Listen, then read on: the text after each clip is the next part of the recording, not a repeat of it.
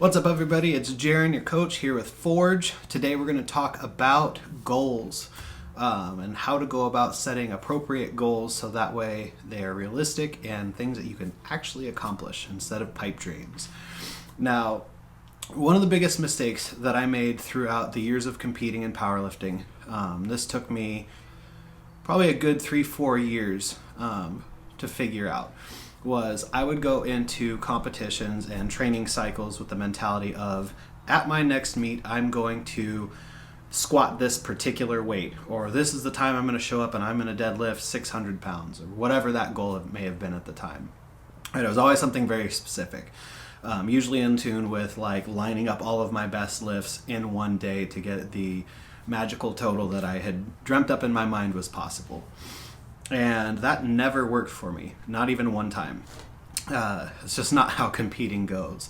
And so because of that attitude towards goals, I made poor decisions throughout the training cycle. I trained heavier than I probably should have. I took lifts that ultimately got me hurt multiple times over. Or if I did make it through a training cycle completely healthy, then I would go to the meet and I would pick attempts that were lined up for that number that I said that I was going to have, right? I was acting in a way in alignment with an outcome-based goal rather than going into the meet thinking that I had prepared as well as I could have, and on that day I was going to see how I was feeling and play that particular day the best that I could, right? And so that never really worked. And so what I learned from this was to look at goals less from the perspective of being an outcome-based situation and more of a process-based, right? And so when you're thinking about your particular goals, whether that be a strength-based goal, because I'm sure most of you do have a number in mind on certain lifts where I'm training to be able to hit, this number on the squat, bench, or deadlift, or I'd like to hit, this number on a total, or I'd like to get my body fat down to this exact percentage, right? I want you to try and kind of break away from that outcome-based mindset, because we don't have specific control over the outcome, right? We can head in that general direction, and yes, eventually we may get there, but we don't have control over hitting a specific target at a specific time exactly how we predetermine it.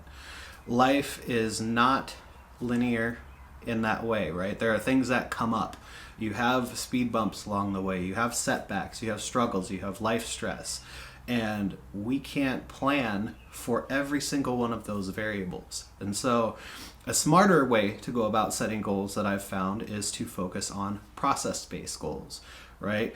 Rather than saying, I'm going to lift this particular number by this time, or I'm going to get my body weight down to this number by this particular time.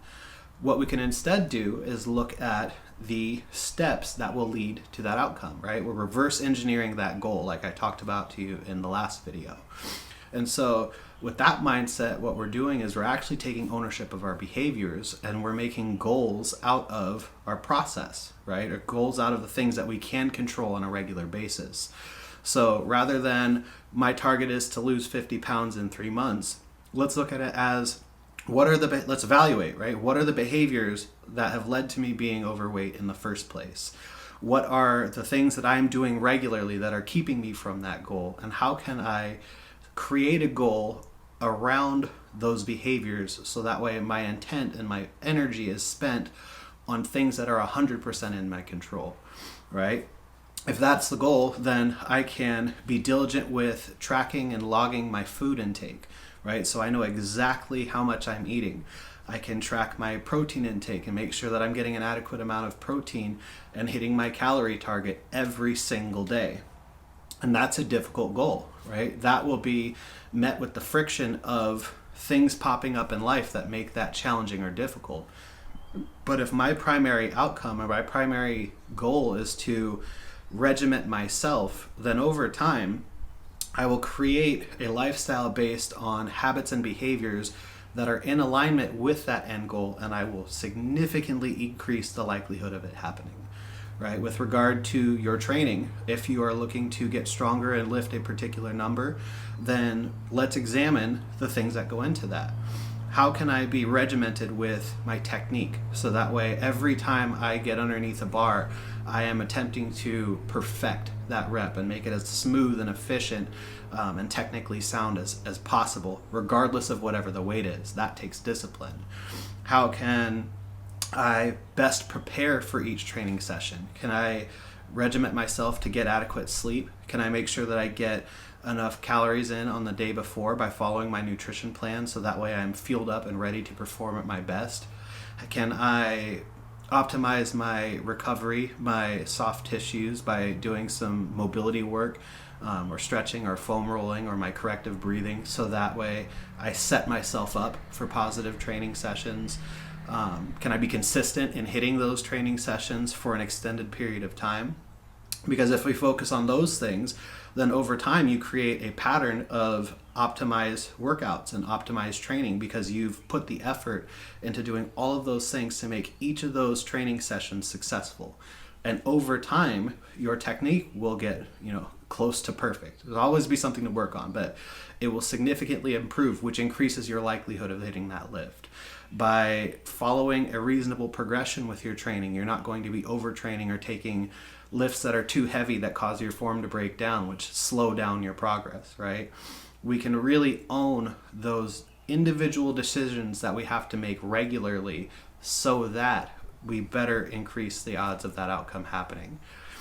Right, and so a way to think about this is our goals ought to be SMART, which is an acronym. It means specific, measurable, actionable, reasonable, and timely. So what is the specific goal or behavior that I would like to work on? Measurable. How am I going to measure whether or not I'm effective at doing that? What is our litmus test or our rubric for grading ourselves with that behavior? Is it actionable? Is it something that I can actually take specific action on, right? This is especially applicable to the process-based goals. Because saying, I want to lose 50 pounds in 3 months, that's not necessarily a specifically actionable goal. Or I'm going to lift 800 pounds someday.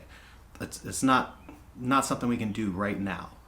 Is it reasonable, right? Which comes down to the scale of that goal. Saying, I'm going to deadlift 800 pounds when you currently deadlift 200 pounds is not reasonable. That may not be in the cards for you at all, and it's so far beyond where you're at that is not a reasonable next end goal or next checkpoint towards getting stronger.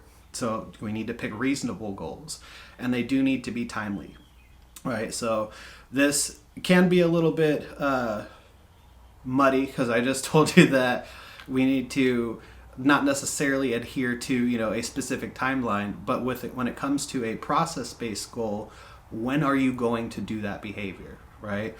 If my goal is to be disciplined with training, plan when you're going to do it, right? Have it on the schedule, make it a non-negotiable thing, so that way you are really working to control all of the aspects of your behavior, so that way you're creating patterns and habits that are in alignment with where your goals are. So I hope that's been helpful for you. Think about these things. Have your goals be focused on your process or the behaviors that are in your control and can have discipline over, and make sure your goals are specific, measurable, actionable, reasonable, and timely.